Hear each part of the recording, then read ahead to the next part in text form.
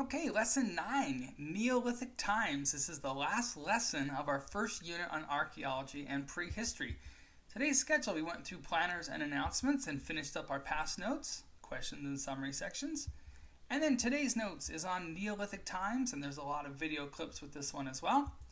We also talked about some of the key vocabulary we learned in this first introductory unit, and with any additional time left, we watched a crash course video, the introduction one, and watched the CNN 10 news.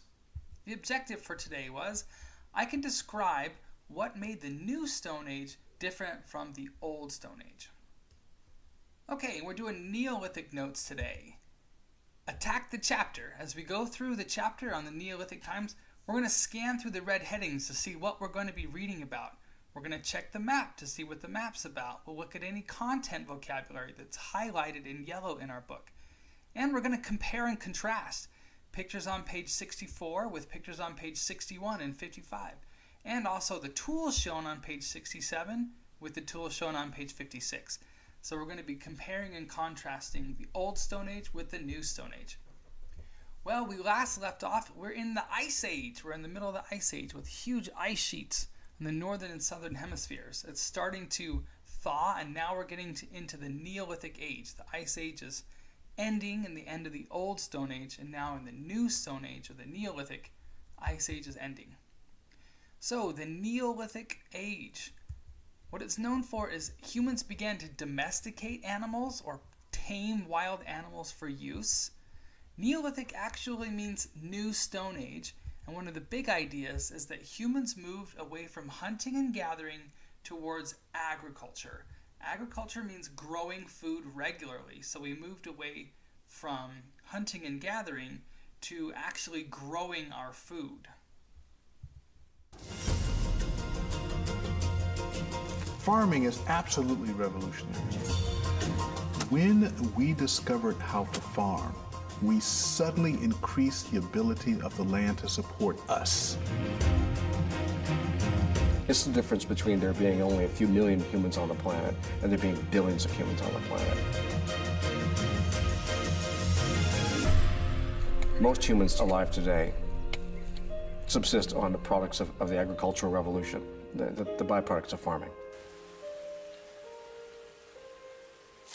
Humans were extremely good at hunting. One of the problems is about 8,000 to 10,000 years ago, most of the large animals that humans were hunting died out. We were simply very successful. In those locations where you no longer had game, you had a choice between dying, moving, or settling down and trying to survive and thrive on plant life. Our ancestors were natural historians in their daily lives, and this was probably behind the domestication of plants. They probably noticed that if they took some of the seeds and rather than eating them, left them on the ground or put them in the compost heaps or the dumps near their camp, they grew.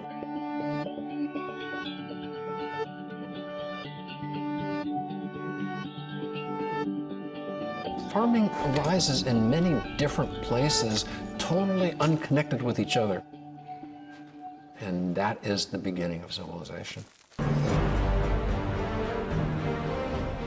We had to come up with better tools, better ways to build our houses, to protect our land, to make our clothing and so forth. We had new materials to use, we had new plants to grow, and we started to develop organized societies.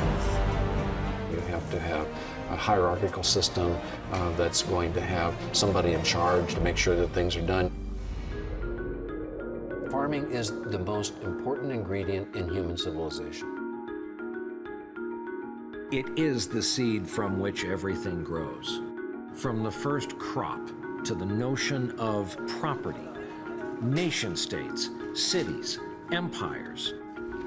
It is the roots, quite literally, of all society. So, with being able to grow our own food, that brought about big changes for humankind. We actually call this the agricultural revolution because it was such a revolutionary idea. The idea that humans could grow their own food and tame animals.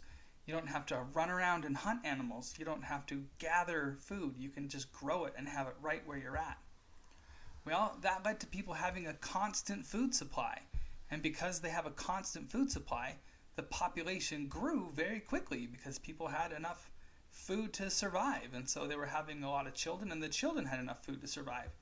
This also led to people beginning to settle in communities because they didn't need to wander around to find the food or to hunt the food. They had to plant it. They could keep it right there where they were, but because they planted it, they would have to stay there for months and months and tend the crops and make sure they had watered it and also defend it from being taken by other people. So people moved away from wandering around being nomads to starting to settle into big communities.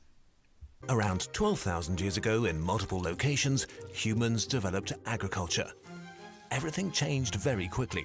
Before, survival as a hunter and forager required superb physical and mental abilities in all fields from everybody. With the rise of the agricultural age, individuals could increasingly rely on the skills of others for survival. This meant that some of them could specialize. Maybe they worked on better tools. Maybe they took time to breed more resistant crops or better livestock. Maybe they started inventing things. As farming got more and more efficient, what we call civilization began. Agriculture gave us a reliable and predictable food source, which allowed humans to hoard food on a large scale for the first time, which is much easier to do with grains than meat. A food stock required protection, which led to communities living together in tighter spaces. First, early defense structures were built. The need for organization grew. The more organized we got, the faster things became efficient. Villages became cities, cities became kingdoms, kingdoms became empires. Connections between humans exploded, which led to opportunities to exchange knowledge. Progress became exponential. Okay, the next section of our book is called Widespread Farming. People began to farm everywhere around the earth at about the same time. So Neolithic communities popped up, again, all over the world, usually near rivers. The next section, benefits of a settled life. Well, villagers were able to produce surplus food. Surplus means extra. So people could begin to trade with one another. And there's also a specialization of jobs. Before agriculture and being able to herd your animals, tame and domesticate animals and grow your food, people had to be good at everything. People had to make their own clothes, make their own shelter, get their own food, start their own fires. But once we have agriculture, it's okay for just a few members of the community to produce all the food required for everyone in the community, which means people begin to have a specialized job. One person might just make tools. One person might just make houses. And so with the specialization of job, people get really good at doing their one job. And so technology is able to advance because a few farmers can feed the entire village. Okay, the last section we're going to talk about today is some of the new vocabulary from this introductory unit. Migrate, that's a verb. It means to move from one place to another, like the early human migrations. Paleolithic is an adjective. It means old Stone Age. Neolithic is an adjective, meaning new Stone Age. A nomad, that's a noun. People who move around as a group looking for food. Domesticate is a verb. That means to adapt an animal to live with humans, like domesticating a dog or domesticating cows. Agriculture is a noun. That's farming, being able to grow your own food. Specialization, a noun. Training for a specific job, just having one specific job you do, not having to do everything. And adapt means to adjust to new conditions. That's a verb. Any leftover time? CNN 10 and the crash course.